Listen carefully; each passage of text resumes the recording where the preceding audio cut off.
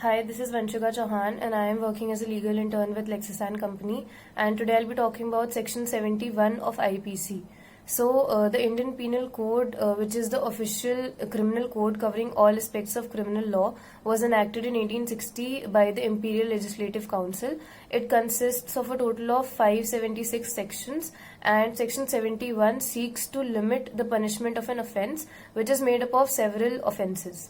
Now, Section 71 states the limit of punishment of offence which is made up of several offences, and it mentions that where anything which is an offence is made up of parts of any of which parts in itself is an offence, the offender shall not be punished with the punishment of more than one such offence unless it is so expressly provided.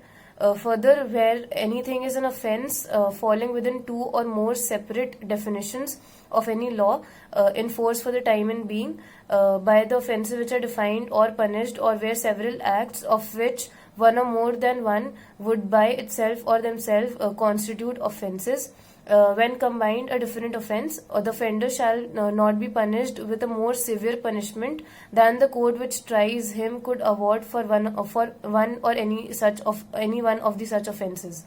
Now, to explain further in the simplest possible terms, the section deals with an offence which constitutes many parts, and every such part can be defined as an offence under different definitions available in the wide spectrum of law.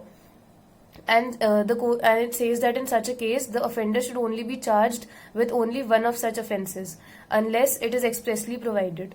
The section also talks about a possibility wherein the offence committed by the offender may fall under two or more definitions of law, or part of offence may be combined to constitute a different offence, and in such a scenario, the court trying the offender is not empowered to award a punishment more severe than what it is competent of awarding.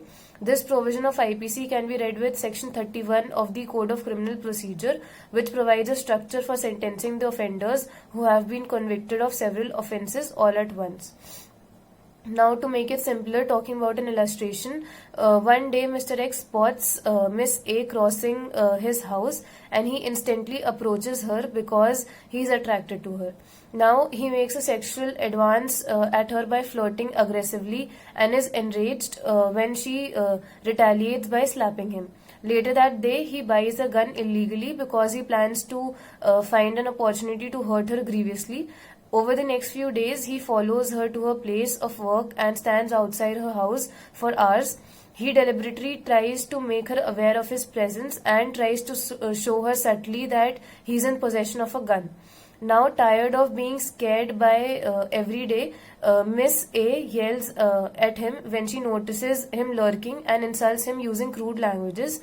And insulted by her again, he decided to enter Miss A's house and wait for her to come home. When she does come home, he grabs hold of her by her neck and proceeds to strangle her and punches her multiple times. Now, he then takes a big knife from the kitchen of Miss A and stabs her over 20 times and shoots her twice, killing her instantly.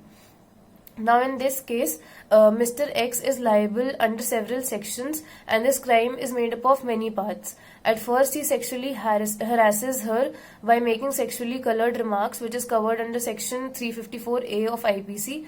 Then he buys her then he buys an illegal weapon and then stalks her for several days in hopes of fostering a connection, even after portrayal of disinterest on her part, which is covered under section 354D of IPC. Further, he is liable for punishment under section 445 of IPC for breaking and entering, and under section 350 of IPC for battery as he punched her, and further, finally, he is liable for murder under section 302 of IPC.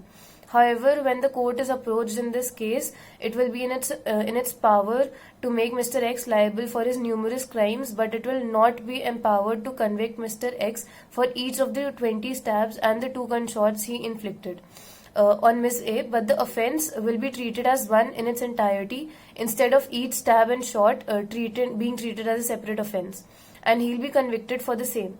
Further, here the offence of buying an illegal weapon and using it to murder Miss A can be combined with the actual murder to form a conspiracy to commit murder, but the court shall not inflict a punishment more severe than it is empowered to inflict. Also, in conclusion, Section 71 is a good safeguard to ensure offenders get punished for their crime within reason, and it sets a limit of punishment for an offence which is made up of several other offences also.